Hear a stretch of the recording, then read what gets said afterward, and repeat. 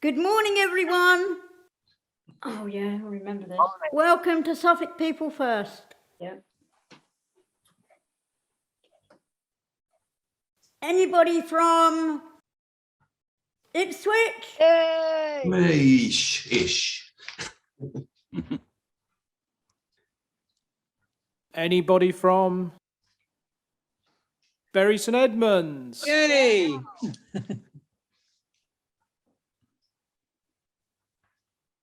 Is anybody from Stonemarket?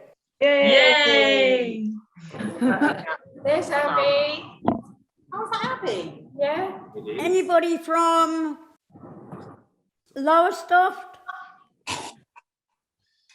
Andrew, see ya. All right. Anybody from Felixstowe? Woo! Woo! Oh, wow. Okay. Anyone from Sudbury? Yeah! Okay, right. Anybody from Newmarket? No, tumbleweed there. Anybody from Haverhill? Was that supposed to be like that? Again. Oh, that's good. I don't know. Anybody from Suffolk County Council? Yay! There's a representative. Is anybody from Suffolk Police? Those in there. Anybody from NHS? Yay! Cool. Cool. And I suppose anybody else can just say, anybody else from, just shout out, yay, I'm here. Or just write your name in the box. Framlingham. Shout out for Framlingham. Oh, no, we got I'm from Birmingham. Birmingham, right? We got Okay. Birmingham, yeah. What did I do? Try and do a Birmingham We got accent. one from Sorry. London. Do a Birmingham accent. Sure, I'm from Kent. originally from there. Kent. All right, We Michael. got Kent, we got All right. London, we got Birmingham. Oh, Got recreate at Ipswich. Recreate, hey guys. Yeah. Okay. oh dear, that was missed out from the, from the services. That would be quite All right. funny. So yeah, I'll leave it. Abby's now going to do the next bit of the meeting. Okay. So tips for an awesome online conference. So tip 1, please mute yourself when it's someone else's turn to speak. So where this little blue button is, blue arrow, sorry, there's a mute button. So it looks like that. And if you press that button, you'll go on mute. On your phone, it might be in a different place, but it will be a similar looking button, or same with a tablet or iPad. So please try not to interrupt guest speakers or people when they're talking. This means that everyone can hear each other easily, and it just makes the meeting flow a lot better.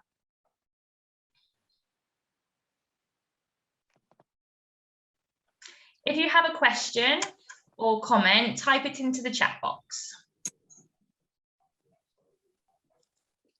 So where the blue arrow is again, you have a little speech bubble, and below that says chat. So if you press on the speech bubble, the chat box will come up. And it looks like that if you're on a laptop or on a phone and tablet again, it might be in a different place, but the speech bubble will still be there somewhere on your screen.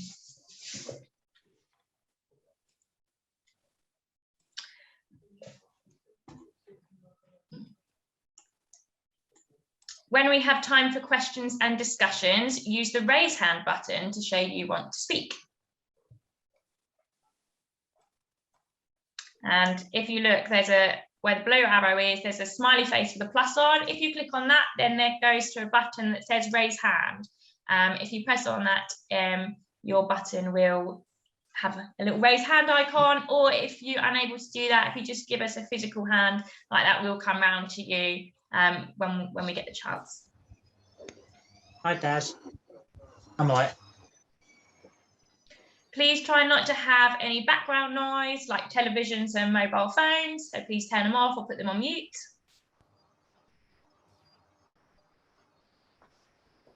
Please be kind, respectful, and most of all, have fun. Dad, my meeting will be till about 12:30 today. Right, okay. If at any point you need to have a comfort break, please just do have one. Yeah. All we ask is that you turn your cameras off and you go on mute.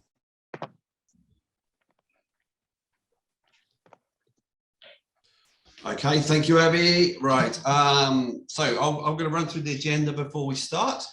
That makes sense, doesn't it? Yeah, we're going to run through the agenda. So first of all, on the agenda, we will have a film from Jess, Ashley and Emil. I think all you guys are here. So we're going to be showing you that film soon. Those films, they'll be the next item. And next on the agenda, we have a presentation from Sam, who's just come in from Learning Disability England, who's going to talk about the housing toolkit. Next on the agenda, we have Sam's going to introduce the COVID recovery project, and then Abby's going to talk through it. I think that's the next slide, isn't it, David? Yeah, so Abby's going to talk about My Home and Energy. I have the power. So Abby will talk through that one. Next presentation we have, then we'll have it, we'll hopefully about 11, we'll have a 5 to 10 minute break, depending on how we're doing. And then after that, we have Kimberly Roberts from the Citizens Advice, who's going to be showing us a short presentation about some of the services that people can use, can go to the Citizens Advice, but she can tell you all about that, okay? Next one, and then we have Natalie from Suffolk County Council, who's going to be doing a presentation on your voice housing co-production. Yeah, sorry, I stuttered for a second there. And then we're going to do a flinger about some of the things that we've been looking at today. And then we are, then there's some other things on the end, but we can tell you about that. So next up, we have 3 films. The first in this order. So Jess and Ashley, their films have got an introduction, and then Jill is going to introduce, who's here today, is going to introduce Emil's film. So we better stop to let Jill say her piece before we. So we're going to run these 3 films, but Jill will introduce Emil's when it gets to that. Okay. So yeah, David, if you want to go with it.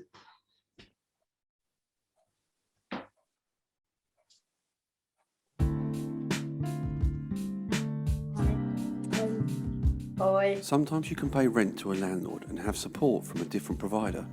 We are now going to watch a film about Jess, who is supported by Dimensions and lives in a house owned by Allwell Housing.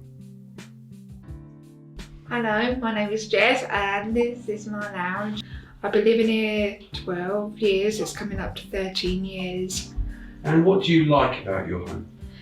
I like to do the things I want to do, but I do get to go out if I wanted to. So just to help you go out, do you have good support? Oh yes, I have such a great team here. They provide me with great opportunities what I want to do. I could choose who I want to support, who I want it to be, Chewy. Yeah. So that's really important that you have good staff to support you. Yes. The only thing is, when I first moved here, I started to feel a bit strange because I wasn't at home anymore.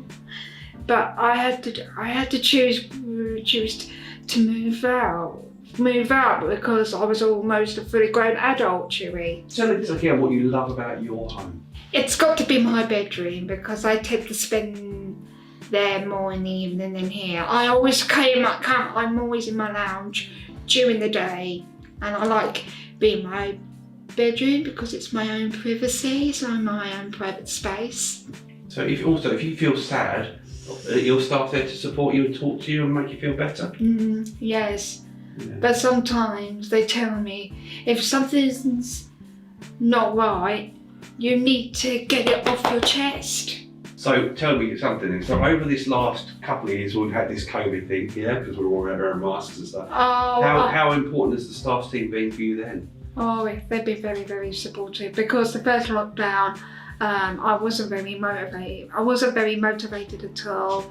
I couldn't even get up to do the things that I wanted to do. I felt lonely. I couldn't even see my mum, but that made me feel a bit more sadder. I was lonely more even than ever. But all I had to do was just video chat her. But video chatting my mum to me wasn't the same. No. So the staff were there to help you. Yes. So why is it important to be independent, Jess? Because I want to do the stuff what I want to do, and what places what I want to visit. Before COVID, I've got a boyfriend called Richard. I used to go over there and see him in Stowmarket a lot on my own, rather than having staff with me. And I'm like, I said to one of my staff, this is before COVID, I said, I'm planning to see my boyfriend Richard over at Stowmarket. I'm planning to go by train. Is that okay with that? Yes. Go for it, Jess, because you're independent. You don't need us around with you.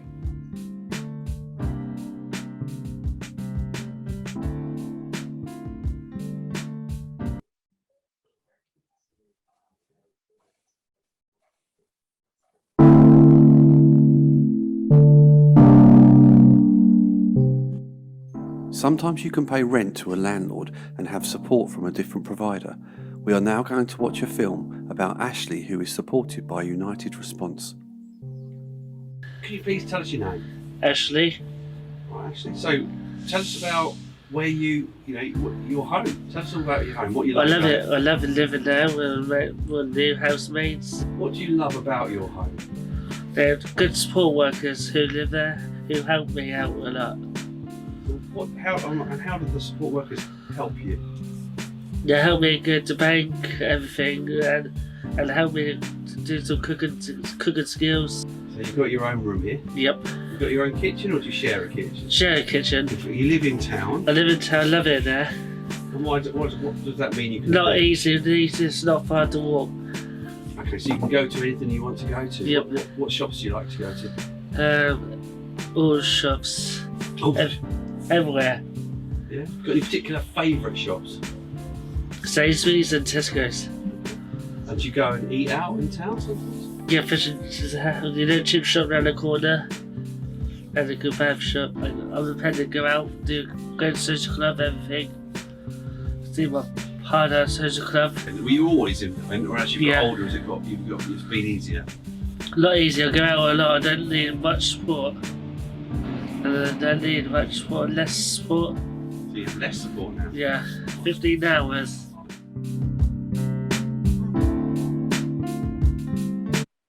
So for this one, we're going to ask, we haven't got an intro because Jill's going to do a much better intro than me, hopefully. So there you go, Jill, I'll pass over to you.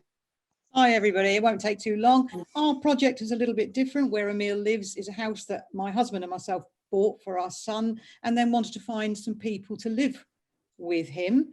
And through word of mouth, we found Emil and another young man, and we worked for several months together, where the lads all went out together, had meals together and got to know each other really well. And the parents did the same at the same time.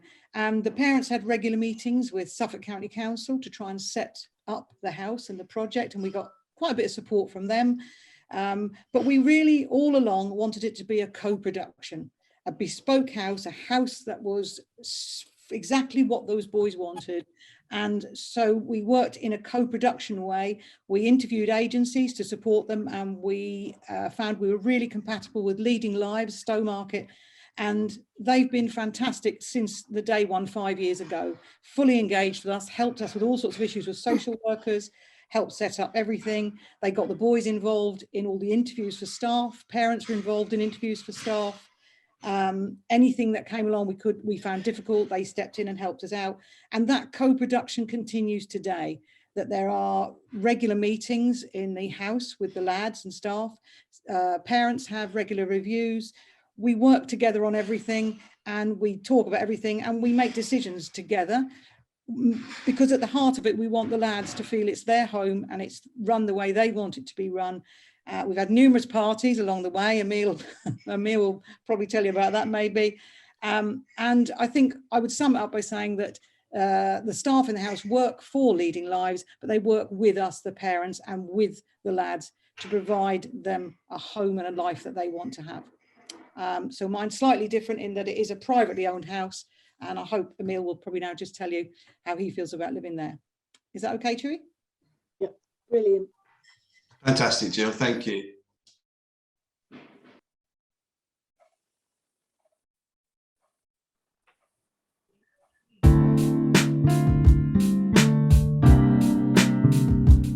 My name's Emil. Okay. So, where are we today? Today I'm at my supported living where I live. So tell us about your home. I've lived in my supported place for 3 years now, and I love all the support staff. They're really helpful for what I need, and they help me to become more independent. What's your favourite thing about your home? My favourite thing is living with other people and we all have a laugh together. Is it important that you get on with people you live with?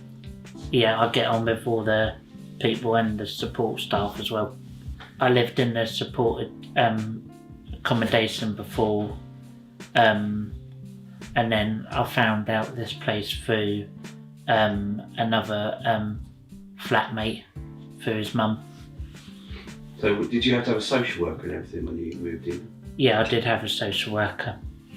It's really good being independent because it brings me out more confidence and me getting to places easier with support beside me, so I can get to places where I like to go. Is it really important to have support workers who understand your needs? It does, yeah, definitely. Why is that? So then it's good for new support workers as well to understand the needs as well for me as well. Yeah, why is it important to interview your own staff? Because then it's good to ask them about the job you would like to go into, and it's good for them to find out more about the people that you're going to work with as well. Then you'll be able to see yourself that if somebody's really into working with you, that makes a difference to you? Yeah, it does, yeah. Yeah. Okay. Why is that then? Because then you get on with them because you can ask them, or do you like the same stuff like train spotting, and then you know that person fits in well then with other people as well. Yeah. So have you got staff who like train spotting? I have, yeah. I've got one support worker that likes trains, and then obviously my flatmate likes trains as well. So, what sort of things do you do during the week? Obviously I have had physio and do a bit of train spotting, and then just get out and a bit see people and gradually get on with back to normal things again. And if you want to do something, what do you do? I'd tell my support, I want to do this today, then they'll help me go out and help me get ready, and then we can go out, get a haircut done, or go out for lunch and just see the world for a bit. Like going to the museum cab for lunch, and then I usually go to Chapman's for my haircut, usually in Berry Street. It's good to know, the staff in there, and they know you. So the communities where you live, people knowing you is a good thing. And it's good around here as well, because we have a WhatsApp group all around here. A person set it up when it was during the COVID time, and we all keep like each other posted on stuff.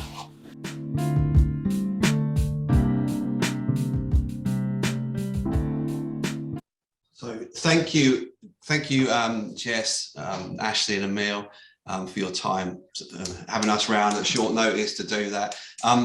Really, really powerful, good stories. And Ashley as well wasn't feeling top that day, were you, Ash? So he was feeling a bit rough that day. So thank you very much. And as we want to keep going with the meeting, any comments put in the question box, that would be great.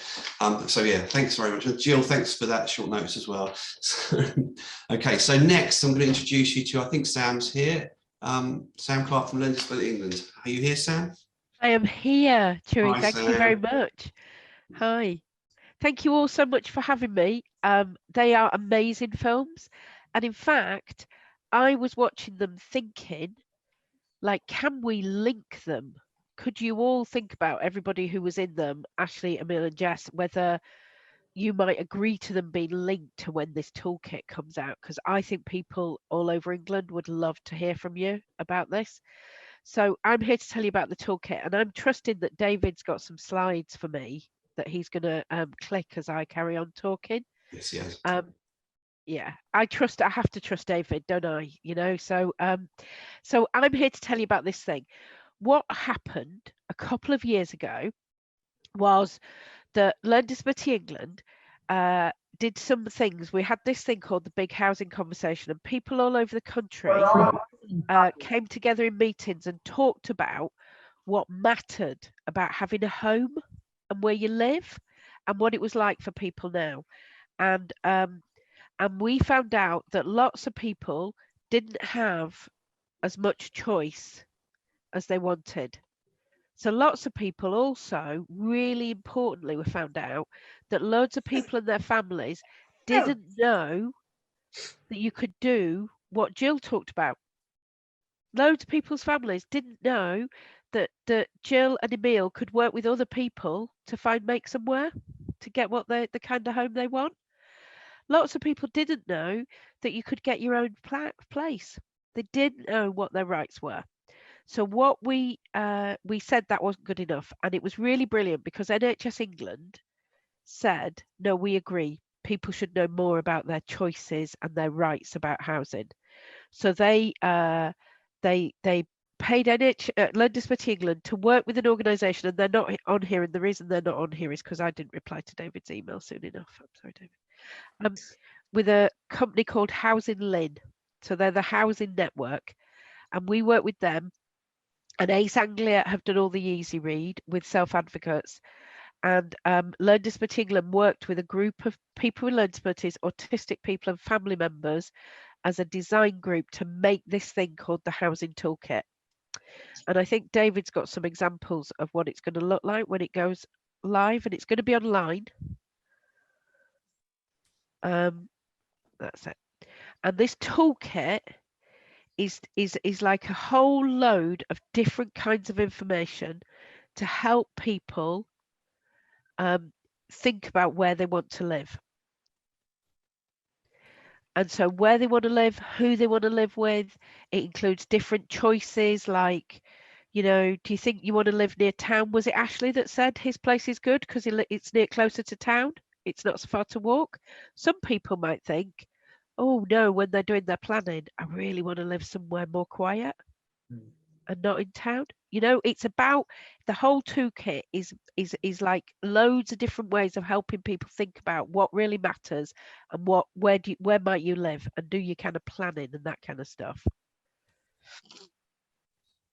There's also quite a lot of information about your rights. So one of the things we hear sometimes at Learning Disability England is that people get told, no, you can only have that one choice. No. And that's not true. I know. People should be able to look at all the choices that are available to them where they live. Now, we all can't have everything we want, can we? You know, we either don't have enough money or, you know, I live with somebody else and he doesn't want to live at the seaside, but I do. So I choose to stay in Wakefield, where I'm talking to you all from. I'd much rather live at Scarborough. I'd love that. But, you know, we can't have everything we want. But what's really important is that we understand what our rights are. So that's one of the other things that's in the toolkit, is it tells people and their families what their rights are and what they can ask about. Oh yeah, I just said that. Yeah, your ideal, it might not be possible. So we know that, you know, we can't all get our perfect home, but we might be able to work towards it, or we might be able to have enough information to make a choice. Actually, I'm going to stay closer to town in order to have a garden. Yeah. You know what I mean? That kind of thing. They're the kind of choices everybody else gets to make, aren't they? And they're what we think people should be able to do. Might not be perfect, but you can work towards it. The other thing that's in the toolkit, David, on the next slide, is about things changing over time. So actually, where you live now might not be where you want to live in 15 years' time. You might want to move, or you might want to stay.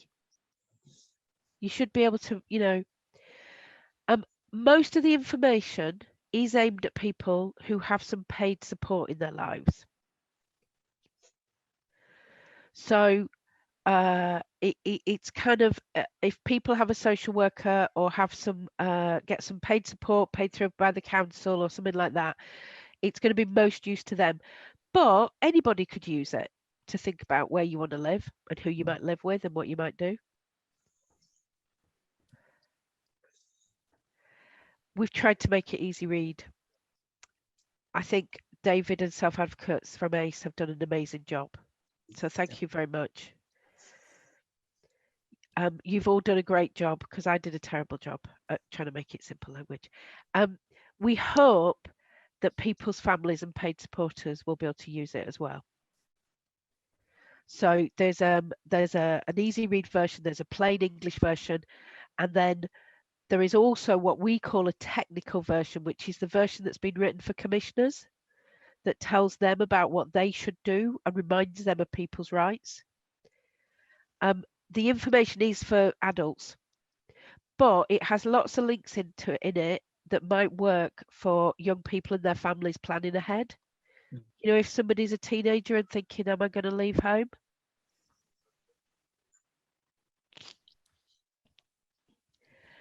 And like David, look at this. This is a beautiful slide, David. I want that slide.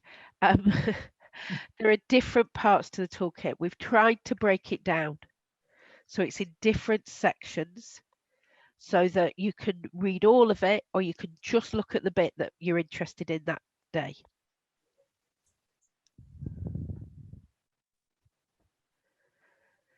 And so there's stuff about making your own plan, there's things about rights, there's things about the different choices, and there's a whole section on advantages and disadvantages that other people have told us. So the design group through the process. So an example of that might be, if you have a private landlord, you might get somewhere to live quicker, but they might be able to, your tenancy is less secure. They might be able to ask you to leave more easily. So which is worth, you know, pros and cons. There's good and bad in everything, isn't there? There are some stories, and I wonder whether any of you want to suggest that we link to your stories as well. So this toolkit is going to be hosted by NHS England, but we are going to link to it at Learn Disability England, and ACE might. So you might want to share your story with other people too, to help them think about what they might do. There's a whole section about quality standards and what you can do if it's not good enough. And then there are 2 sections on paying for your living costs and paying for your home. And part of the reason the living cost is in there is because the self-advocates on the design group said, everybody just tells you about paying your rent. They don't tell you when you move how much shopping and insurance and things like that cost. So I want people to know that. So we made sure we tried to include a section on that to help people plan ahead. Thanks, David. And then there's another section on about thinking about if you want to move and what you can do. And then there is a section that's the blue word glossary, which is where we've tried to explain all the words, because there are some complicated words used about rights and stuff, but we've tried to explain it. So it's not public yet. So I saw somebody asked in the chat, I didn't see who it was, about can you have a copy emailed to you? it isn't public yet. NHS England are going to decide when it goes public. So we're really pushing them to do that as soon as possible, but we don't know yet. But I can promise you, and I am sure that I can say this for ACE colleagues, Chewy and everybody, we will tell everybody in People First. We'll tell anybody who's a member, anybody who knows, as soon as they make it public. But sometimes it can take NHS England quite a long time to decide that. Is that you laughing, Andrea? That's me being polite, by the way. I'm a little bit worried I'll have retired. But what is already available, and you can get this now on that website, and maybe we could put the website in the chat. I see, Izzy, you're ahead of me all the time. This is available now. Together Matters have a guide to help people planning for their housing. So if you are thinking now, where could I live? What are my choices? You could go and get that guide today, or your family or your supporter or whatever. And it's really helpful. And it's one of the things we link to in the bigger toolkit. But that's there already, so you don't have to wait for all the rest of it. And it's really helpful in thinking about what you might want to do. And Learning Disability England and Riverside has some housing cards. Yeah. And we will happily, if you email us, share them with you. In fact, I should have, oh look, I've got them here. They're really groovy. I've got some printed copies, but you can have a copy you can download. So these are like this, and they've got all the different options on. Can people see it? And it thinks about, like, what kind of kitchen do you need? And it helps you ask loads of questions about your kitchen and everything. They're very groovy. So if you get in touch with us, we'll happily send you the version you can download, or we've got a few printed versions left, and we'll happily send those to people. Particularly, Kate just put in the chat, do join Learn Disability England. We'd love you to do that, but I didn't come just to sell that. Yeah, so as I said, it's in the draft stages. It'll be available and free as soon as we can. I hope it won't be too long, but we will try.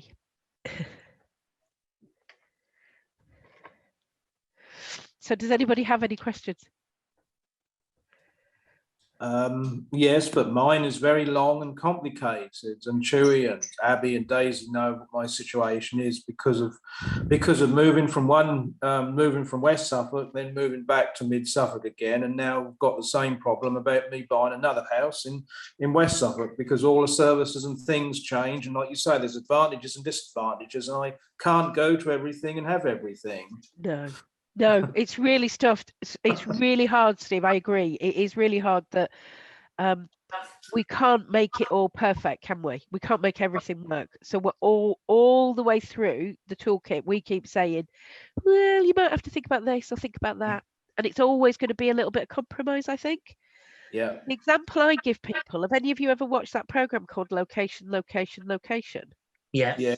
And escape to the country as well. Well, but I like Location, Location, Location because on that program, when Kirsty and Phil meet people, they always want a 5-bedroom house with a garage, a swimming pool, a garden, and they have like no money, don't they? Do you know what I mean? Not enough money to pay for that. And then what Kirsty and Phil do is they say to them what's most important, and they help them work out what is most important about where they're going to live, or how big their house is, or what it's like. And that is what we want the toolkit to do, is to help people start with this dream of a massive mansion maybe, or whatever, but actually think about what's most important and work out where I want to be, who I want to be with. And like Jill said, it's about, for some people that'll be about co-production, it'll be about making it happen with some other people and making, everything work together. For some other people, that'll be where they live is most important of all. It's really, for us, we just want to help people make those decisions. It's complicated. Can we go Toby and Jill, and then can we move on? Sorry, I hate being the prophet of doom, but can we move on to the next item? So Toby and then Jill, and then we'll move on. I was just going to say that I watch homes under the hammer and location all the time. I never used to, but I watch them now because like I've been really frustrated with living in a village, and I just want to eventually move. So Oh, well, I hope you get to Toby. I really do. watching programs like that really make my decision on where I want to live, and that's eventually I want to live in Jersey. Okay, okay. And maybe it's worth looking at the Together Matters kit to see if you can actually write down, start to make your plan of how you get to Jersey, because it might take some steps, mightn't it? You know, it might not all happen overnight. Yeah, and also you need millions at the moment to actually live there. Yeah, absolutely. Okay, thanks, Toby. Jill. I wondered, Sam, if there's any intention of within the toolbox, instead of the toolkit, of including peer mentors, young people or older people that have moved and have done their own thing and are able to articulate to others the problems you have, and not expecting everything to happen, but some things will happen, and giving people a reality check, you know, a picture of I've done it. And, you know, same with the stuff that we've done, you know, we've had plenty of problems and issues along the way, but together as a team, we've resolved them. And we've moved onwards and upwards into the next thing, and whatever comes along, it's still discussed between everybody, and we have our own sort of peer mentoring going on, I suppose. I just wondered if you were looking to train people who are living independently, who've gone through some things. That would be a useful tool to have in the toolkit. We've only thought about that through doing the toolkit, Jill, if I'm honest. You know what I mean? Because people have come forward and shared stories, or, you know, so within the toolkit at the moment, there is a chance for some people to share either written or film stories. And if anybody here was up for it, we'd love to host that on our website or host a link to ACE or whatever. But I think that would be something we would love to do. We're really open to that. It's just, no, we haven't got a plan at the moment, because we've only realised how useful that might be and what the possibility is now. Because I feel like us all being on Zoom here today wouldn't have even been possible 2 years ago, would it? No. Not as easy, you know. So now I feel like I could maybe say to some people, oh, I know some people in Suffolk.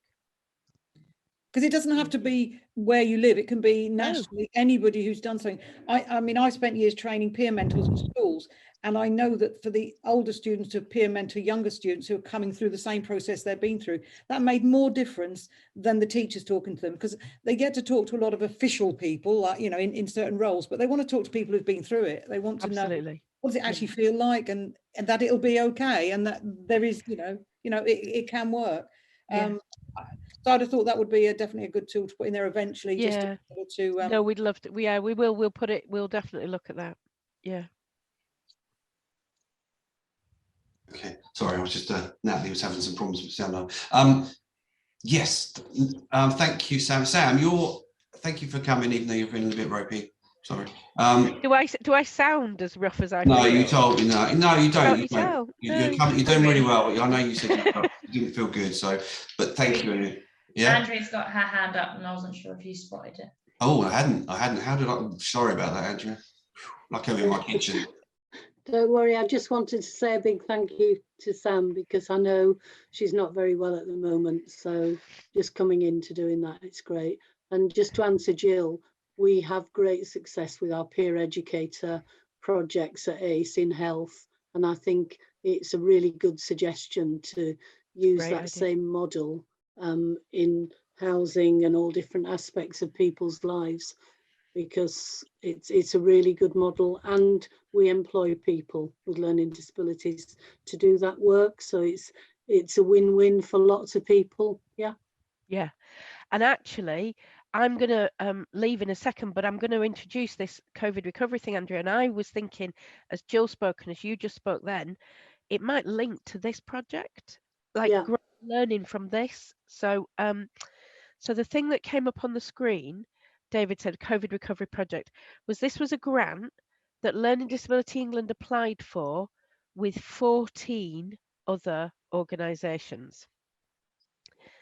And they are there. Look at all of those. And that includes ACE. And the idea was, was for people to come together and share what they are doing to help people and their families stay well, kind of get used to life again after COVID, keep healthy, keep active, stay warm, feel confident, all sorts of things. And Ace Anglia is sharing some stuff, and others are sharing things. And listening to Jill, you made me think there's a network there that actually could be the start of us looking at a way of growing peer housing supporters or educators, you know. And I'm going to hand over. Is it Abby I'm handing over to in a minute? But but what is amazing is that everybody from like Sunderland, the Northwest, Dorset, down on the South Coast, Kent, I think, you know, all over, all those people are sharing different things and helping each other out. And it's been a really lovely thing to be part of already. And Abby's going to tell you about the keeping warm sessions and stuff, but the power of people helping each other out is amazing. It's just been great already. So you're really dead right, Jill. Could we then help people grow peer housing mentors through that? Would be just amazing. Yeah. Is that everything you needed from me? Thank you, Sam. Yeah, thank you very much. Cheers. Just want to say, and well done, and thank you for also you and Rachel as well, another colleague in NHS England with the obviously with the Learning Disability Conference stuff. Thank you. And you know, that was really good as well. And for those who haven't been, there is a website of all the stuff that's been talked about on that side as well. For those who thank you to all of you who came. It's nothing without you. So thank you all very much. I'm going to go and feel sorry for myself now, but thank you so much for letting me come today. And isn't Zoom brilliant that I could join you and didn't even bring you any germs? Isn't that amazing? So thank you for having me. Thanks, and thank you again for those films. They were amazing. Thank you. Bye-bye. Thank you. Bye, Bye. Sam. Thanks, Sam. Bye. So Abby is going to do this next bit. Hello, everyone. Just wait for it to... Oh, we've started already, sorry. Speak Up created some great resources all about my home, my energy, and I have the power.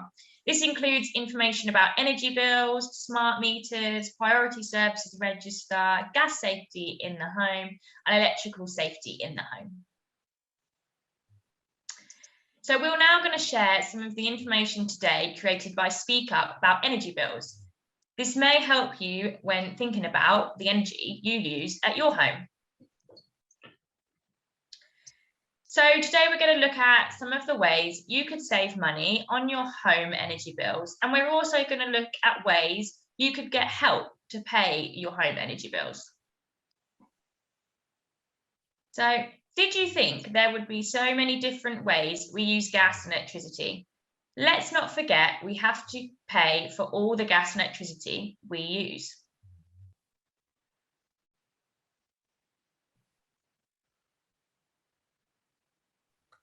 I think some this is muddled up. Gone, but there's a point where we ask people to think about what way they use gas and electricity.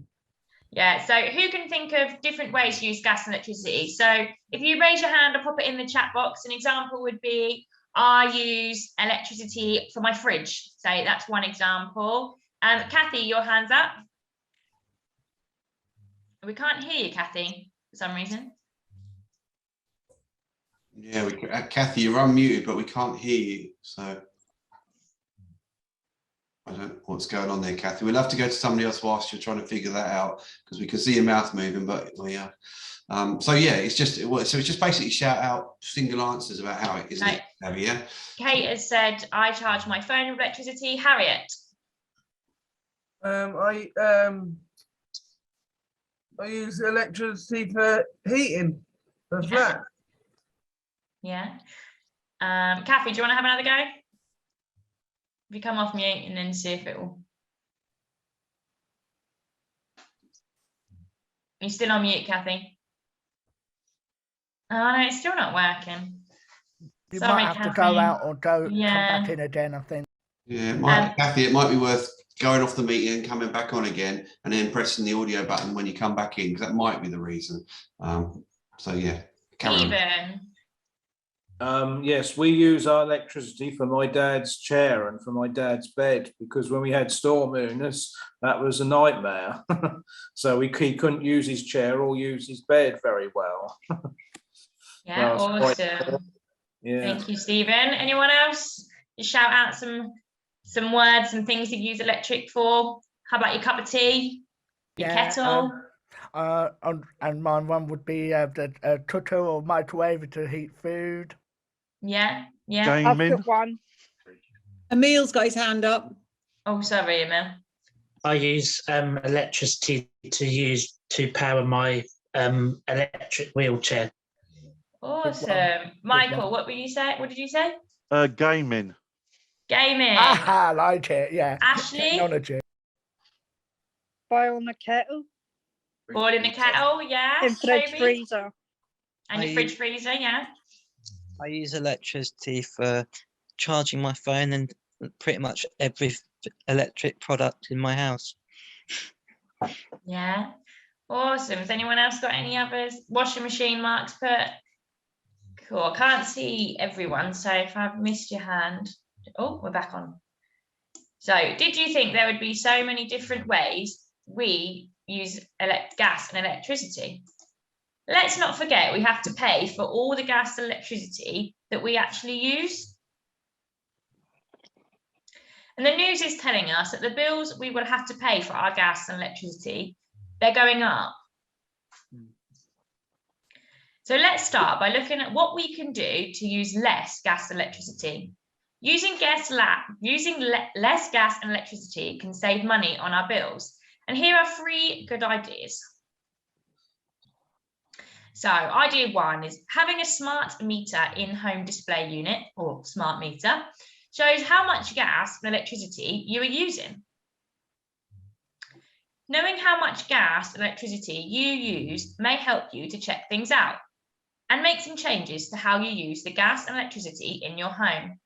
If you have not got a smart meter, check with your gas and electricity supplier to see if you can get one. So idea 2 is having your gas appliances such as your boiler, gas fire, oven serviced once a year by a professional is a really good idea. Having your gas appliances serviced every year, make sure they are safe, working well, and not wasting gas and your money. If you live in a council property or council house, this will happen anyway. Abby, didn't David have an example of this? David, did you have an example of this? Oh yeah. Why it's important. Yeah. Tell us, David. If you don't get it serviced regularly, it will break down in the middle of winter and you will be without heat for 3 or 4 weeks while it gets repaired or replaced. Have you got heating yet? Yeah. Oh, good. I'm glad about that. It's a bad experience.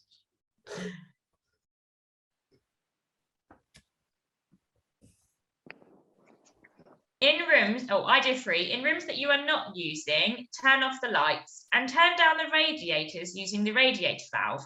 So if you look on the picture, there's a little knobbly thing with a blue arrow on top. That is what a radiator valve looks like. And you'll find that on the side of your radiator. So if you turn that down, it will save you money. So can anyone think of more ideas on how to use less gas and electricity? Anyone think of any ways? Kathy's back in now. Oh, we can hear you. Yeah. I managed to get back in. Good. Sorry it went like that. But I've got a prepaid gas meter, and with these cuts, I have to keep on putting loads of money in to get heating. But I was going to ring British Gas about it. Can somebody advise me what to do? Yeah, so speaking to your supplier is a really, really good idea, Kathy. because they'd be the ones that would be able to help you. And we're going to talk a little bit as well about what people, who are out there to what you can use, what grants and stuff you can use to help you. But Kimberly's just put her hand up, and I think she might be there to answer your question as well. Oh, thank you. I'm Kimberly from Citizens Advice, and we have a project helping people who have problems with energy in terms of it costing too much or struggling with bills. So I'm not quite sure how we go about getting you to speak to our energy advisor or where you're based, but I'm based in Birmingham, Solihull. So, Solihull. Yes, Solihull. I'm sure you've got a Citizens Advice there, and I think they might be the best people to try and help you. Or Age UK, because I'm a pensioner. I'm a pensioner, you see, so I'd go to Age UK to see if they can help me do it. Thank you very much for your help. Awesome. Jill, you had your hand up? Yeah, I was just going to say, look at simple things like your light bulbs, make sure they're all LED. Wherever you're living, have a look and see what sort of bulbs they are, because they can cost you an awful lot of money, and LED just don't. So it's worth mentioning to the staff you're with, are our bulbs LED? That might make a difference. Thanks, Jill. Mark? I agree with that statement as well. But the trouble I have, and I think quite a lot of people who lived in flats have, in general, that some of us have storage heating, and we haven't got the choice of making that, number one, accessible. Number two, we just have trouble. They just want to come on and off whenever they like. Unless it's in the summer, we just then turn it off from the main, because it's so small and so ridiculous and quite expensive. So even if we, try and use as much when we need it and then turn it off again, it's a nightmare. Yeah, Mark, have you spoken to your landlord about having maybe gas heating? Trouble is, even if you do that, the trouble is it's still going to be the same problem, because unless you regenerate the whole flat and stuff, we can't just save, because you can't just save money in older buildings. So I think it's a generation thing. I don't think it's actually to do with your own personal thing, because even if I put it down, told, let's say, a company called Eon, for example, to actually, put the money down, they have managed to do a tax in for it. But even with the tax in for it, it's still, it's still a question mark over that. I don't know if anybody else had similar experiences. Yeah, thank you, Mark. Harriet, what's your ideas on saving money? I was just going back to Jill saying about the light bulbs, because I used to have a 3-pin bulb. I got my work guys from Orwell to come and change the light fittings to a 2-pin, so it made it much cheaper. And I actually do use LED lights, and they're brilliant, and they are a cost-effective thing. And also, because Mark's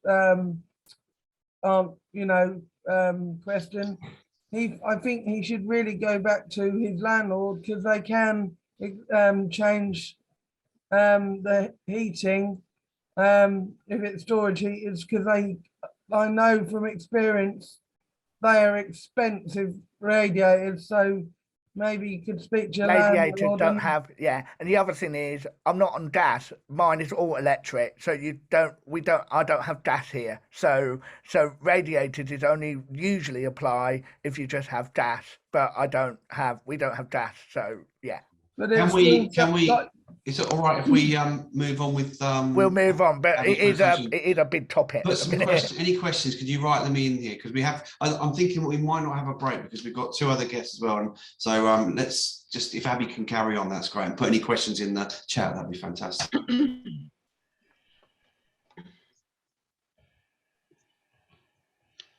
Isn't it? Yeah. So you can look at some more energy and money saving ideas on the Speak Up website, which Izzy's just put in the chat. And you can also watch the Speak Up film, I Am an Expert Energy Saver. So that will give you lots of other ideas. So now let's look at the help you may be able to get to pay your energy bills. So at the moment, the government has 4 different ways to help people pay their gas and electricity bills.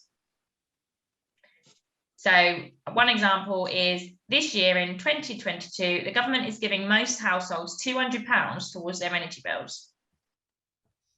You do not have to apply for this £200. It will be given directly to your energy company to help you pay your bill. But please be aware that this is a loan, which you will have to pay back after this year. So another one is cold weather payment. In winter, when it's very cold for 7 days, you may be given £25 towards your heating bill. Not everyone will get this money. To see if you can have this money, go to www.gov.uk/cold-weather-payment/eligibility, which Izzy again has put in the chat. You may need to ask someone you trust to help you. And then winter fuel payment. Some people may get a winter fuel allowance of between £100 to £300 to help them pay their winter heating bills. You'll be paid the winter fuel payment money directly if you were born on or before the 26th of September 1955. Well, we said that the other day, how old do you have to be for that? We said, can't remember, 67 or something? What's that? I think it was something like that. Wow. Not everyone will get this money. To see if you can have this money, go to www.gov.uk/winter-fuel-payment. And again, Izzy's put that in the chat. You may need to ask someone you trust to help you.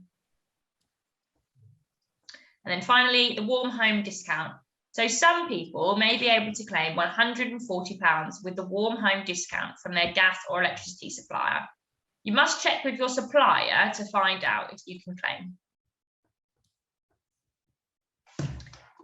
We're also going to be running some workshops about energy and safety.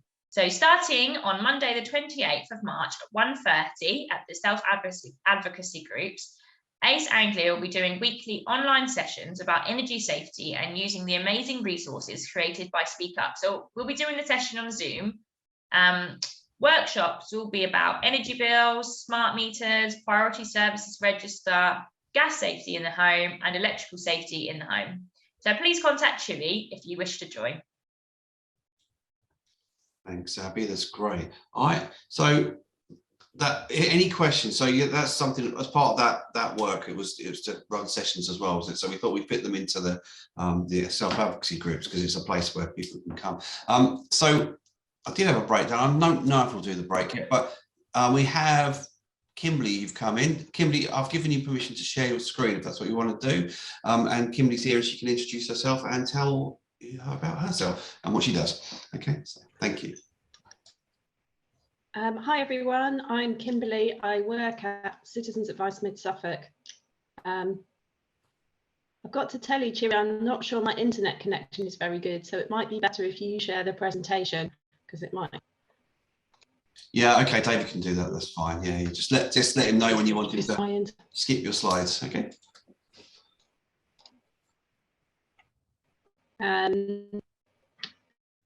Hold on. So we work at Advise Mid Suffolk, and we are a charity. And what we do is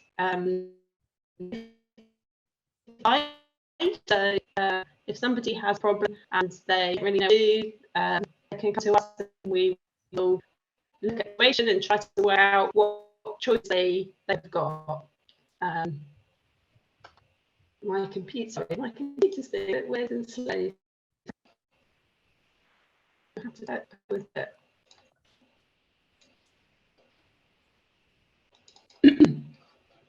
Here we go. Right, so I've got my talk up so I know what I'm saying. So could you go to the next slide? Natalie, I'm just wondering if you can hear me, Natalie. I wonder if it's worth turning you've got better, your sound has got better, but I wonder if it's worth turning your camera off because sometimes people tell me that sort of saves a bit of So yeah, yeah, okay. Okay, so I'm not sure, you might have heard this already, stop me if you have, but the first thing we wanted to say about energy is there's a scheme called the Priority Services Register, and I think it would be a good idea for anybody who thinks they might need extra support to register with on this Priority Services Register. And these are the sort of things that you can get if you register. So you might be able to get advance notice of planned power cuts. So then your energy, the people who run the energy in your area would get in contact with you and say, we're planning some engineering work and your power will be out. That's really especially useful if you rely on some equipment for medical reasons. Somebody mentioned earlier a wheelchair. It might be really important for you to know that there's going to be a power cut coming. So if you register on this Priority Services Register and tell them that information, they will know to let you know in advance. Another thing they do is if there's an emergency, they give some people on the Priority Services Register some extra support. So they might be able to provide heating or cooking facilities if you're cut off from supply. And they can do things like a password scheme. So if there's somebody from the electricity company needs to come round to your house, you can arrange so they have a password so you can feel comfortable that they are genuinely from the energy company. You can also do things like a nominee scheme. So you can tell them that you want your energy bills to go to somebody like a family member or someone that you trust if they're looking after your energy bills for you. And they can send you information in an accessible format like large print or braille. So if you have any extra needs, it's free to register with the Priority Services Register. And you can't see the link very well on that presentation, but I'll pop it in the chat. So the next thing I wanted to talk to you about energy was some of our top tips for using less energy. So the first, I've put 2 pictures of thermostats on there. Thermostats do tend to look quite different, but here's 2 examples. If you turn your central heating down a bit, that can save quite a lot of money. Turning your heating down by 1 degree will save £60 per year. But we always say it's important not to go too cold. You shouldn't go any lower than 18 degrees because it would be bad for your health. So try to keep your thermostat between 18 and 21 degrees. So our next tip for using less energy is about radiators. So on the picture on the left there, the sofa is really close to the radiator and the heat from the radiator is going into the sofa. So that's something to try to avoid. The ideal one is the picture on the right where the radiator is next to the sofa, but that's not always possible if you don't have a lot of space. So if you don't, then just try to pull out so there's a bit of a gap so that the heat from the radiator can get into your room. Our next tip for using less energy is about curtains. So if you close the curtains when it gets dark, instead of keeping the curtains open when it's dark outside, that will keep the heat in the room. Another tip is to tuck your curtains behind the radiators. So otherwise the heat will go up behind the curtains rather than into the room. Our next tip is about energy saving light bulbs, but I think we've already talked about that. So you know that LED light bulbs save a lot of electricity compared to the old-fashioned type, as well as turning lights off in rooms that you're not using. Kettles use quite a lot of energy. I've got a picture here of a kettle and a smart meter because I always knew that kettles used a lot of energy, but it wasn't until I got a smart meter and I saw what happened on my smart meter when I switched the kettle on that it really amazed me quite how much energy was being used to boil the kettle. And it was after that that I was started to be much more careful and only put just the amount of water that I need at the time. So there was a talk about smart meters before. That would be an example of why I think they are a good idea, because they can show you things that you wouldn't necessarily know otherwise. Some tips about cooking. So if you can put a lid on your saucepan, it keeps more of the heat in, and it saves energy. So our picture on the left there's no lid, so that's going to take more energy to heat up the water. The picture on the right, there's a lid. There's another thing about making sure you don't put a small saucepan or a frying pan on a big burner. So on the left, you've got a really small saucepan when all the heat is sort of going around the edge, whereas on the right, the saucepan is the right size for the hob. So the energy isn't being wasted. Another thing to know about the hob is that you can save energy by keeping your hob clean. So yeah, I didn't know that cleaning it more energy efficient. It's useful to know.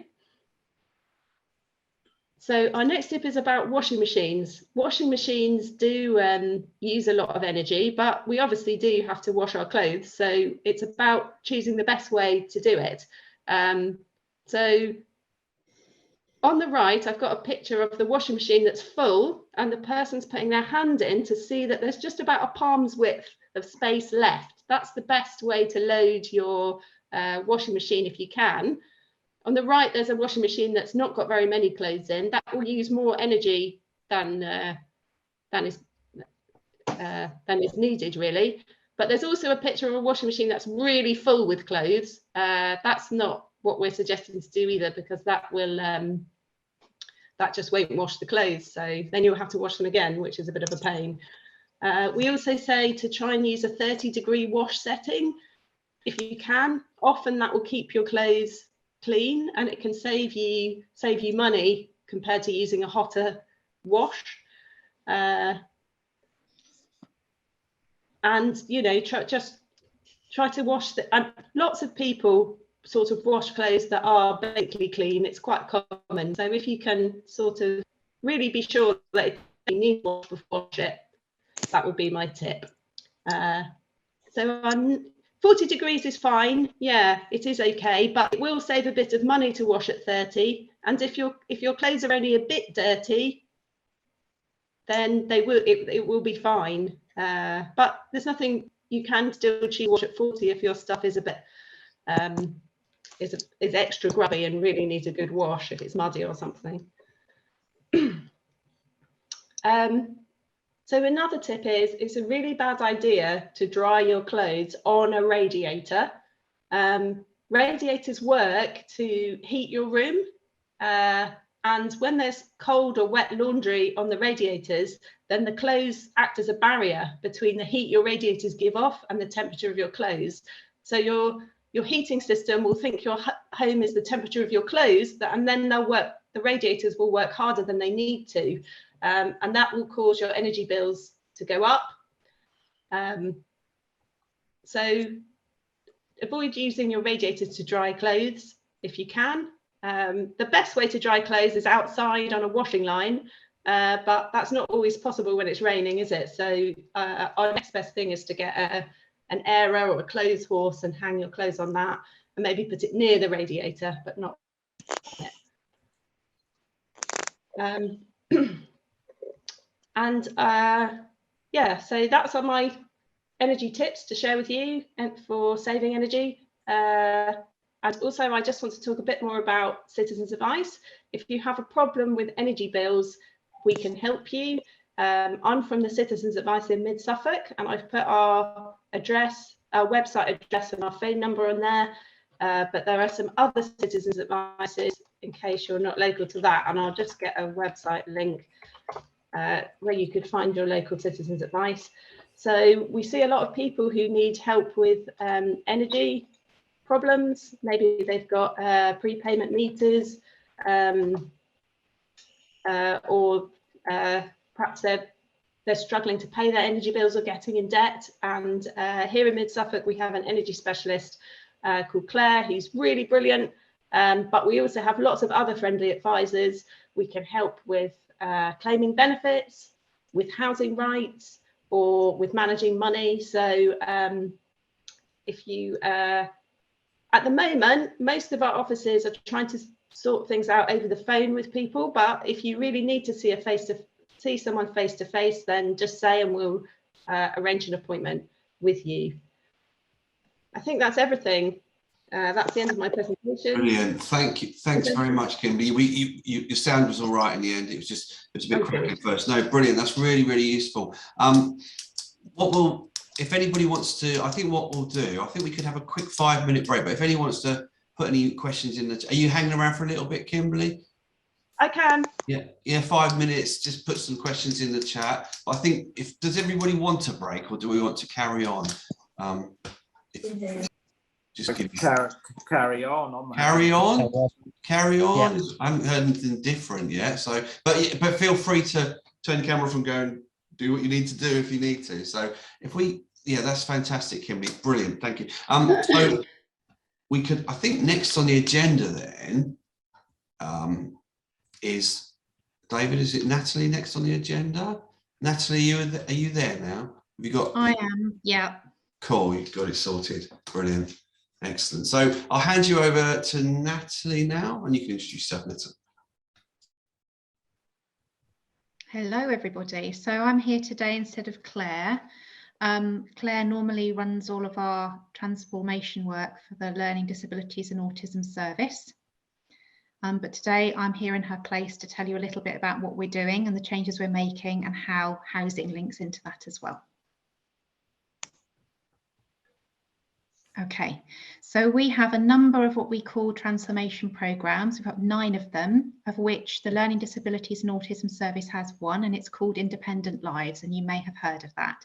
We have a number of programs and another number of our services across Suffolk County Council.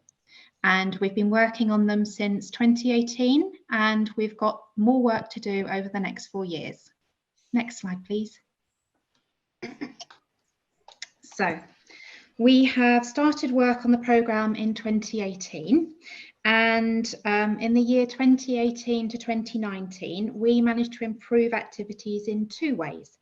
Firstly, we changed the way that we commission all of our day, evening and weekend services to give you more choice and control.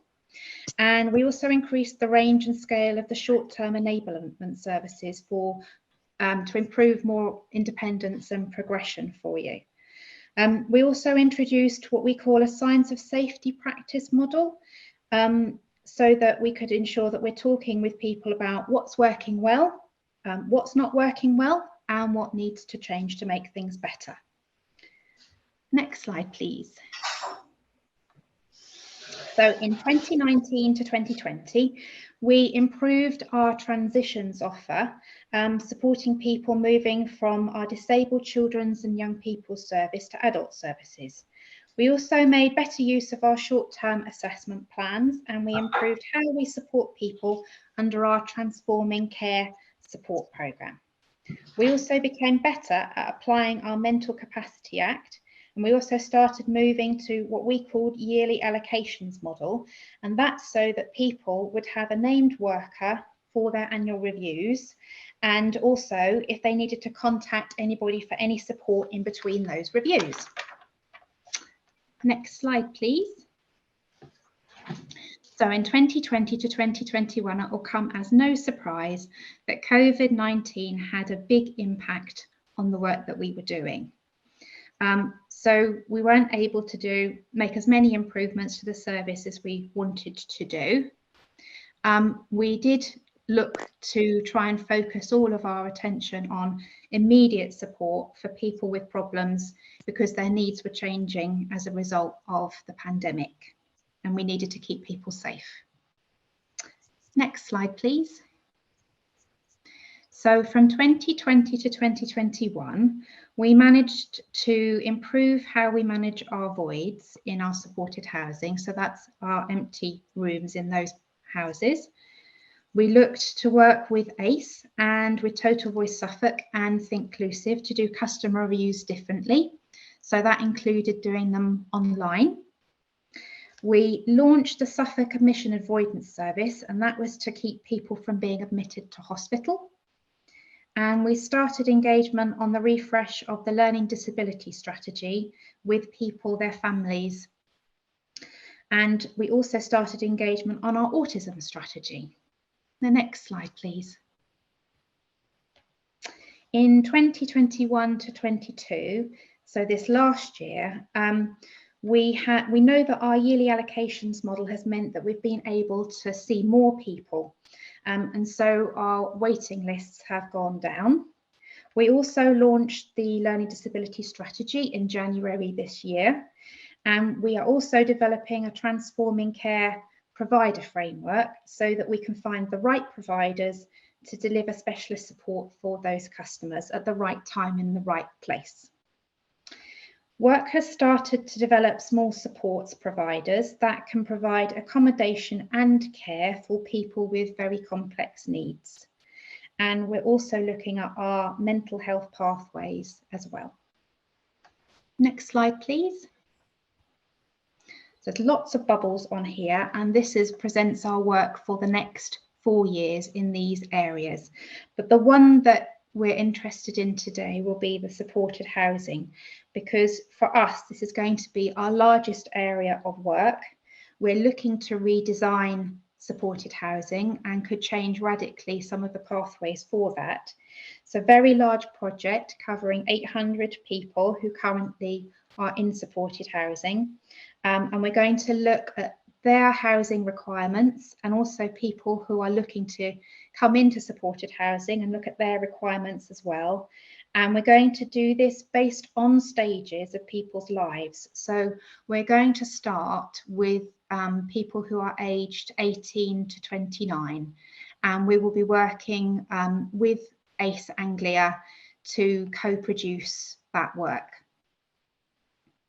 So that covers everything that I needed to tell you today, needed to share with you. And I'll do my best to ask any questions, but may have to take them to other colleagues to answer. Okay. Thank you, Natalie. It's brilliant. That's the information. We also shared that at the housing My Home group the other week. So it's just keeping people informed of that. Thank you. So yeah, I think anybody who wants to write any questions in the chat box, we can, that'll be good. So thank you very much. I think Andrea, is there anything else we need to add there at all before I move on? If you're still there. Yeah, I'm still there. No, I don't think so. I think that's covered it. People can ask questions if they want. Yeah. And if anybody's interested in being part of this co-production, if they just contact us, then we can start getting a list of people's names who are willing to help us with it. Yeah. Fantastic. Yeah. Thank you. Okay. Right. We're going to move on swiftly to the next item, because I think we might finish early now. We've sort of got back on track. So let's go to the next item. Okay. So agenda item. Yeah. So flinger time. So I think we're going to ask. So from what we've done today, we've seen the great films that I just noticed Emil's comment. I think you did incredibly well as well, Emil. I think you all did fantastic. They're great. Love being back doing that kind of stuff again, and we'll do more of that. Be brilliant, because it's so real, because it's you, it's what you're doing in your life, isn't it? So we need to get all that out there, if it's okay with you, obviously. So Flinger, if people haven't used Flinger before, we will be using Flinger today to collect your answers to some questions. For people who don't know how to use it, most people do now, we will explain the steps of how to use Flinger. Okay, so in the chat in a moment, Izzy is going to put a link in the chat. So in the chat box, so there it is. That's the first link to the Flinger. Next, David. Yeah, you're going to click on the link and it will take you to a screen, and there'll be a question on the screen. And next one, please. And then you enter your message into the message box on the top right corner and then press send. And then you'll see your whatever you've written. Doesn't have to be gyms and leisure facilities, but whatever your answer to the question will be on the screen. So, and the first question is up next. Dave, isn't it? Yeah, so the first question on the flinger, which I suppose we can get up on the screen if that's what people want, is what do you love about your home? Which was like questions that we asked within those films. So yeah, so I'm gonna maybe share my screen. A bit of stuff. Just to add, if you're unable to use Flinger, if you just type what your answer to the question in the chat box on here, I will put it onto the Flinger. Or if you want to put your hand up, then I'll come round and ask you what you want written down, and one of us will type it for you. All right? Yeah. So I never know if it's, when we do these, if it's worth sharing the Flinger screen, just because everybody's filling in their Flinger screen, if they are unable to. But I never know if it's worth sharing it at the same time. Mark, what do you think? You're usually a aficionado of this kind of stuff. It's a tricky one, because on the one hand, what you could do too is just show the result at the end, near the end before the next question, rather than showing. Okay, that's a good idea. I always ask you for your advice. Okay. Oh right, I didn't know I was a Flinger expert. Oh right, okay, I didn't know that. I didn't know I was put up to the job to that. Yeah. Although it's some people not being able to get onto it. Oh yeah, there's that as well. I'll give it a little bit of both. So I think Abby, whoever asked that, was that easy? I think I've locked it. Tell me if I have. Can we read out what people have said as well, so that everyone? Yeah. So what do you love about your home? First things, I guess, having the space, but I don't live independently. Yeah. Okay. What? No one can write on it. Oh, okay. I can't write on it now. Okay. What about now? Try now. Yeah. Try writing, Steve. Sorry about that. I'm a bit my Flinger experiences, haven't done it lately. Haven't had a fling lately. Laughing at my own jokes. Oh dear. Is it you able to write on it now? Yeah. Okay. So someone on here has put that it floats. So someone lives on a boat. I love that. Someone said that they love their garden. Having space is really important. That's come up quite a lot. Like having good support team, living with the fiance who they're marrying in August. Wow. And having a cat. So there's some cool things been put on there. Oh, someone liked your joke, Chewy. Helen liked it. Oh well, one day I'll become a comedian. Okay.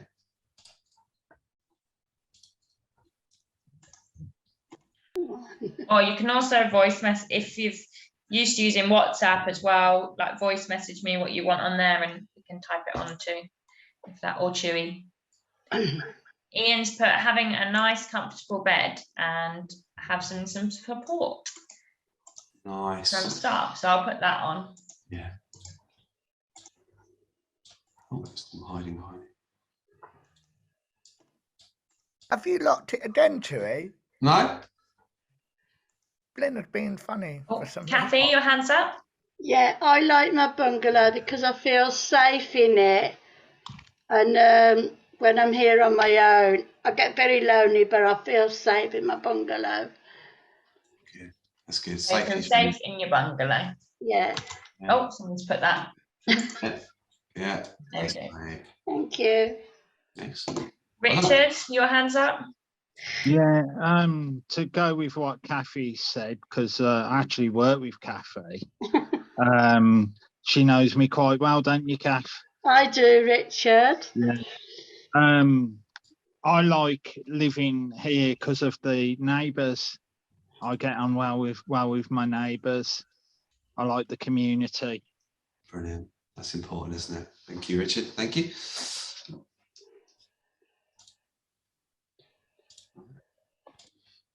Is anyone typing that in? Oh yeah. Yeah. Cool. Yeah, we'll give this another couple of minutes and we'll go on to the next one, shall we? After this. Is Hilda still here? Yes, I think Hilda is still here, but we did mute her earlier. I don't know if Hilda's got her support there to unmute her. The function of muting and I'm unmuting. here. You're here. You're there. You got, I'm Hilda, have you here. got anything about what you love about your home that we can put on here? I did. I did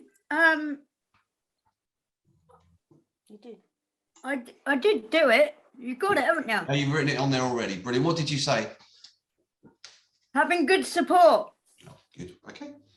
Excellent.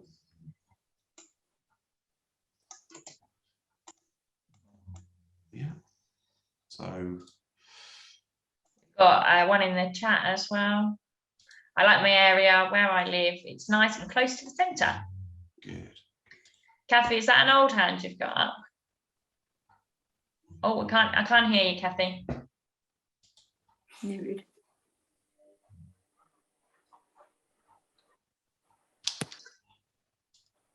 You're on mute. Yeah. There you go. Was it an old hand? Yes, it is an old hand. Sorry. No, you're all right. There you go. Thank you. Well, Harriet, you're loving your new flat, and you have a garden, yeah? It was you did move quite a long way, didn't you, Harriet? It was quite Not that far, just down some stairs. But it's better for you, isn't it? Yeah. Yeah. Okay. I love seeing all the birds come in on the bird feeders. Yeah. That's good. So we got all this here. This is loads. So that's good, isn't it? So all those things we've been reading out as we're going along there. Yeah. Freedom. I love that one. Excellent. Yeah. Hilda, you're always your saying was that front door key, wasn't it? Remember what you used to say about the front? Having a front door key. What does that mean to you? That means quite a lot. Because if you're somewhere where you can't have a front door key, you're stuck. Yeah. You haven't got freedom anymore. So that meant a lot to you, didn't it? Being given. And what did you do when you got that front door key? What did you do? What did you say to whoever gave it to you? I said, I'm not allowed to have it because it's not right to have your own front door key. It's not. Yeah. It's not. You have to give it back each time. Yeah, you tried to give your front door key back, didn't you? Yeah, and it didn't work. Yeah. So that's really important to you. So yeah. Brilliant. Thanks, Hilda. Shall we go on to the next question, Izzy? Do you want to put the next question in there in the chat, unless you've already done it? I didn't tell you about that one, did I? Yeah. So the next question, click on the thing. Question 2 is what don't you like about your home? Is there anything you don't like about it? I could say about what I don't like about my home. This is kitchen at the moment. It's 6 years ago, we said we'd do something to it. We still haven't done anything to it. So it's looking a bit tired. That's what I don't like about it. But oh, so that's why it looked like a classroom. Only joking. Yeah. Well, that's just to remember. Your home. Yeah. Fence has got holes in it. Shared car park. Oh dear. Yeah. I think a lot of people's fences have got holes in it, or they haven't got fences at the moment. That was mine. Bruno keeps escaping. It's messy. Who's messy? Who's got a messy house? Mark, you writing about your house there? No, it's mine. Okay. And I blame it all on the fiance. Oh. Yes.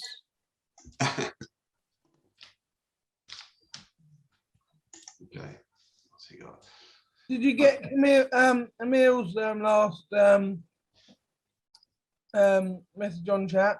Yes, we did. Oh yeah, that must have been on the other one. Yeah, but we're on the new one now. Yeah. Okay. That's nothing to do with which area. Right. Yeah. So this is too many people live with somebody. No buses. Noisy neighbours. No, these are good numbers. Parallel parking. I don't think I spelled that right. No. I read it as a dyslexic. I could understand it. Don't worry. So, it looks right to me.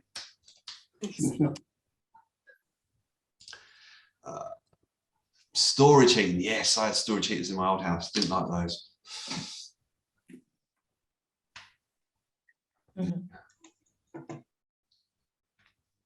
Noise cars. Yeah.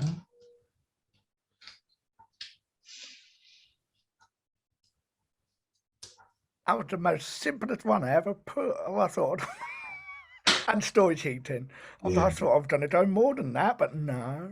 What have we got here? What's this say? I love getting out the house, and I don't like being at home most of the time since COVID. And I go to my fiance's. Oh, thanks, Ashley. Yeah.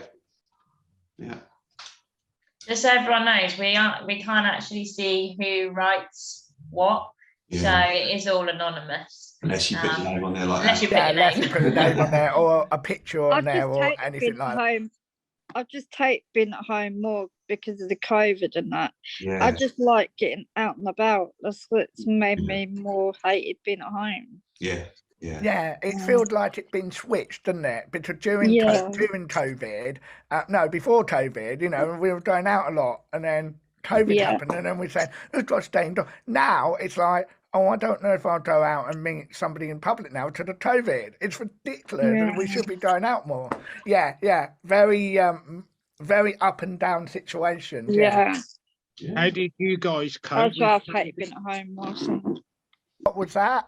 Sorry, Ashley. What was that? I said that's why I've hated being at home more. Like I love getting out and about. Like doing my own thing. Somebody else was saying something as well. Is that you, Richard? How did you guys cope with COVID? Oh yeah, we've got lots of stories of that, haven't we, Cheery? But yeah, it had been mixed, hadn't it? It'd been good from some of us with a perspective because we were doing most of the stuff on Zoom. There are some stuff online about that. If you go to the Ace Anglia website, aceanglia.com, you'll see some experience on there as well. Thank you, Mark. Kathy, what don't you like about your home? I like my home, but as a lot of people said about COVID, we were restricted. We had to stop and we couldn't see any members of the family. We couldn't go to the office to work because the government said we couldn't go into the office. And now they're saying COVID's all over, but they've said no, we've still got to wear the masks. So you don't know whether you're coming or going. Yeah, Kathy, you said earlier that sometimes you get a bit lonely at home. Do. You do. So is that something you don't like? Because I suffer with mental health, and I do get very lonely, and my anxiety gets high. And then, of course, I'm here on my own. I've got nobody. I've got two advocacies that I can just ring, and they'll talk through it with me. You know what I mean? That's really good. Can we put lonely on there? Yeah, loneliness. Yeah, get that on there. That'll be good. Is that all right, Kate? Yeah, and I'd like to thank all the members that have put this Zoom meeting together. You've done a marvellous job. Thank you all very much. And I second that. Cool. I think we need to move on to. You can keep this one up. I think we'll show it. Yeah, well, I'll show that. Sorry, yeah. I was looking at it and then forgetting everybody else was doing it. So, the question 2 here. We have quite a few here. Look, loneliness, holy fence, messiness, bus services obviously not going to that area. People are bossy, told too many times what to do. So that's around support. So the next question leads on to the next question actually, if we unshare that, which is he has already put in there. Amazing. So the next question is, do you have the right support? So if you may not have support, but do you have the right support? Is it good support? Is it not such good support? Or is it good sometimes? Yeah. What does support help you do? Yeah, so. Do you have the right support? Yes. And it's good. Love that, Hilda. Kathy, your hand's up. I get the right support from the company that SATA, because they're always there and they're always there. They welcome you, and then they're there to go through things with you, and that I do get a lot of support from SATA. Good. Thank you. That's the good thing. Yeah. Yeah. I mean, that's the stuff that we talked about at the beginning of the films, isn't it? It's about what what that support can do to help people. Is it? Is the support listening to people? Are they doing everything that they're supposed to be doing? You know, that's kind of what's going on. I know I've already put mine on, but it is interesting how it's in where right support was okay at the time before COVID, and then during COVID it was very hit and miss. So that's why I said no. It's ridiculous.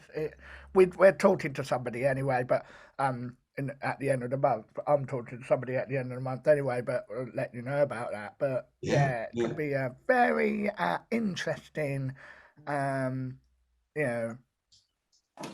Future plan, I suppose. It's not just about here and now, it's a longer plan, and I think we were talking about it with NHS England as well. Not NHS England, we were talking about it with Learning Disability England as well. Yeah. And a lot of people have still not got a long-term goal, so it's quite it doesn't surprise me, but it is quite shocking if you look at it, if people haven't looked at it from a professional aspect of it. Okay, Mark. Yeah, thank you.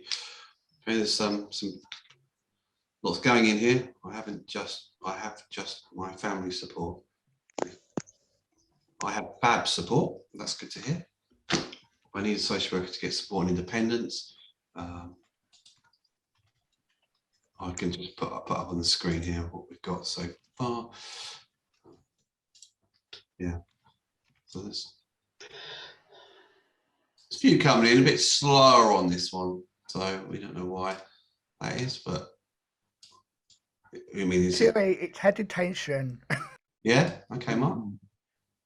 I think it's hesitation because it's very difficult. Yeah. Yeah. I get great support from my mum and dad. Yeah. Okay. Thank you. I know who that is. I'm going to put Melissa's one up as well. Yeah, Mark. Yeah. I mean, a support can mean lots of things. It's not just paid support, is it? It's like the support you get from your friends, your family, if you've got family,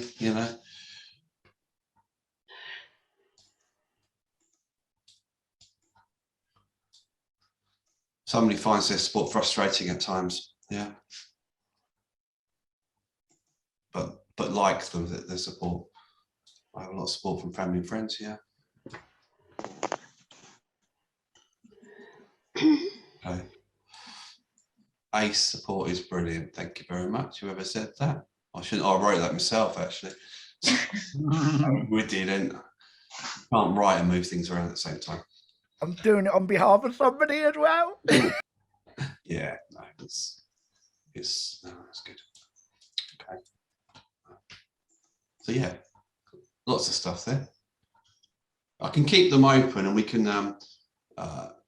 We just want to try and capture some thought and feeling really of how people are at the moment and what they think. So we could move on to our. I think we could probably finish early today because we've been on and we haven't had a break. So if we go on to the keep those open, and if we go on to the next items, which is more about information, I think, isn't it, David?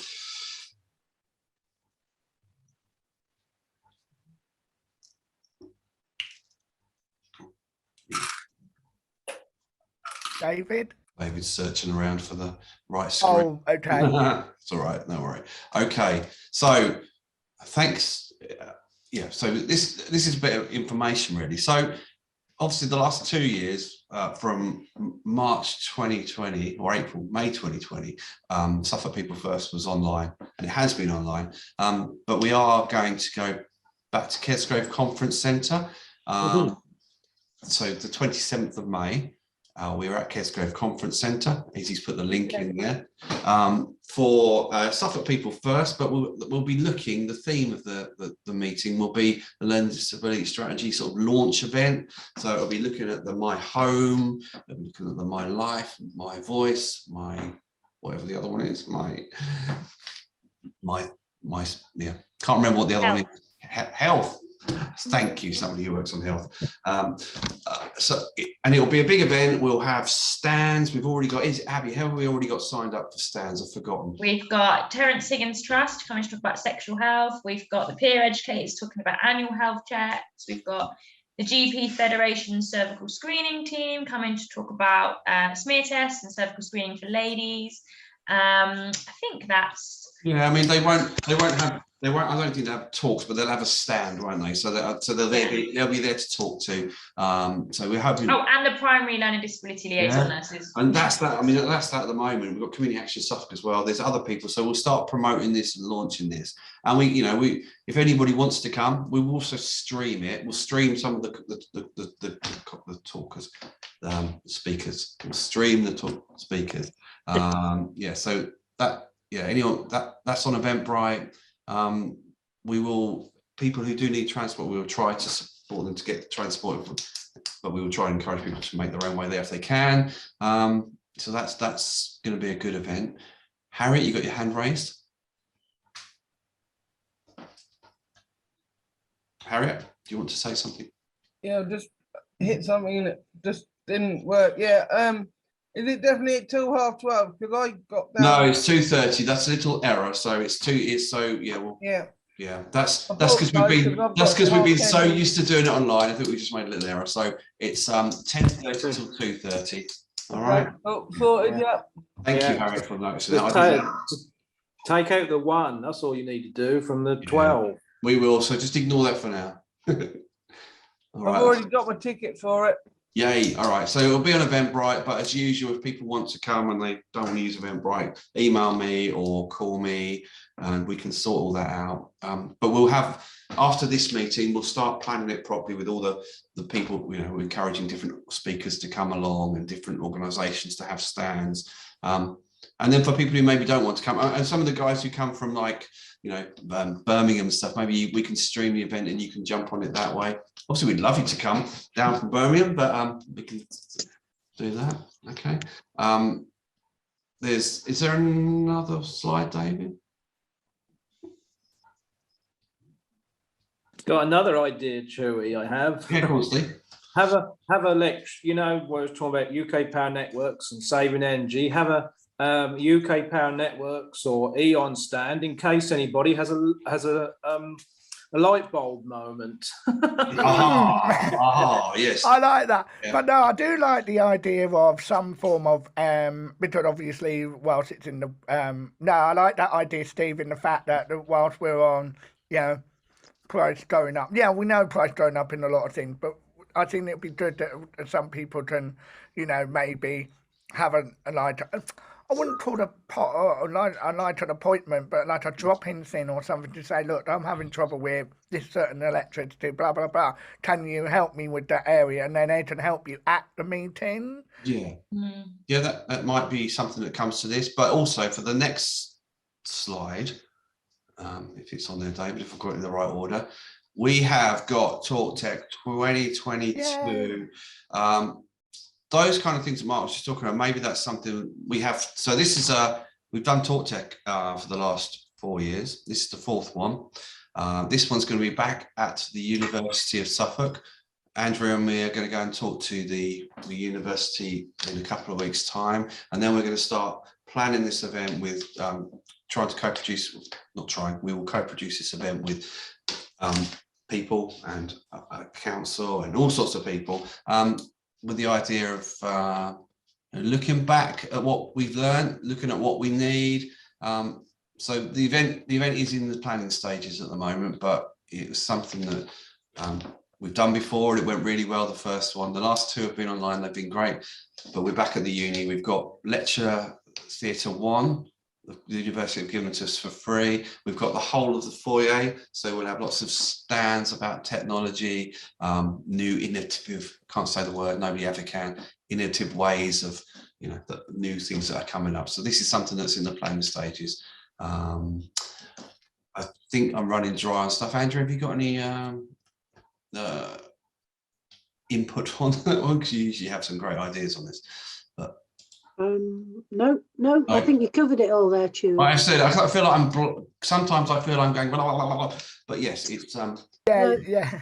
Well, we're yet to co-produce it, so we're just introducing. We've got people that want to do it. So I know Kevin from Spiro from the County Council wants to have a stand. The LD nurses are having a stand. Somebody from the National Trust is going to come and have a stand about job opportunities and volunteering opportunities. So everything, the whole. Oh no, that's for Suffolk People First. Yeah. Oh, sorry, but at Talk Tech, Kevin's coming to do this as well. Yeah. So he'll do both of them. Yeah. So and also when we talk to the uni, they have got some contacts. So when we've had that conversation with you, they've got some contacts that we hopefully can get to this day, which I think will be quite good contacts by. Can't say them at the moment because I'm not sure till we get them. So lots of things coming up. Please sign up to them. We'll be promoting all this. I think that's next slide, David. Really, we're kind of 15 minutes. Yeah, we're 15 minutes early, but we also didn't have a break. So thanks for coming, and we'll see you at the live events. So anybody else is going to know what to say before we finish? I just want to say it's been a wonderful event to be part of, and thank you for inviting us, me and Kathy. Oh, it's great to see you, Richard. Thank you for coming. I've just one thing to add for me is the peer educators are back out delivering annual health check workshops across Suffolk. We're doing online ones and face-to-face ones. So if that's something that where you go to, or you're home, or you yourself would like to know more about, please get in touch with myself or Daisy, and we can book that in. And they're free. Yeah. Thank you. Harriet, you got your hand up there? Or was that an old one? I forgot to take it No, down. that's a new one. I just wanted to say thank you to Richard and is it Kathy for coming along, because they're from my neck of the wood. Well, they're my neck of the wood, really. And I'm originally from Birmingham myself, but don't have the accent. But Thank you. Yeah, thank you very much. Thank you very much for that welcome. Thank you very much. And thank you for everybody on the Zoom today for your thoughts and everything. Yeah. Excellent. Andrea?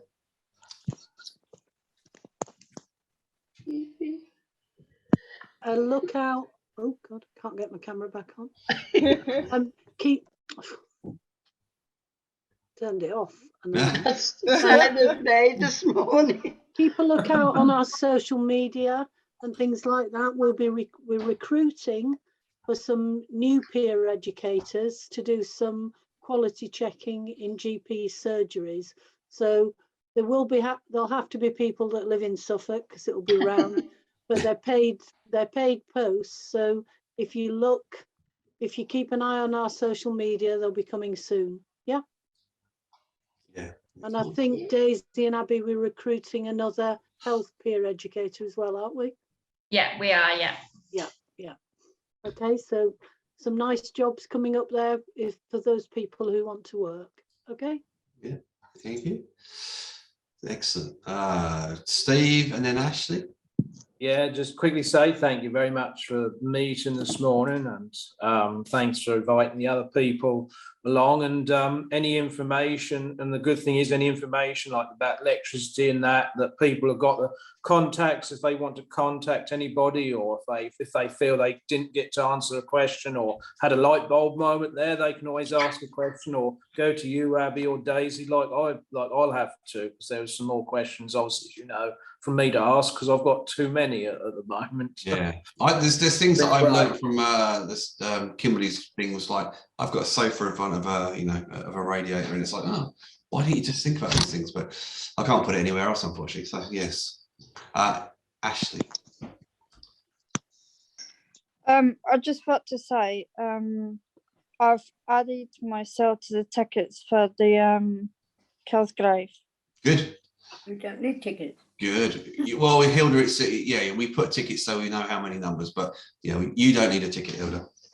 No, I didn't know other people needed tickets, though. It's something we use, Hilda, to make sure that we don't forget people. All right. So it's just a ticket system. I do put you down as a ticket, but you don't know about it. Why do I need a ticket to keep me in? Oh, don't you know who I am? Here we go. Here we go. Oh no, here we go. You know who I am. I know. No, not this again. Hilda, it's literally just so that we can keep count of people who are coming, so we know who's coming. All right. But yeah, don't worry about it. You let me worry about it. Okay. Okay. Before you go,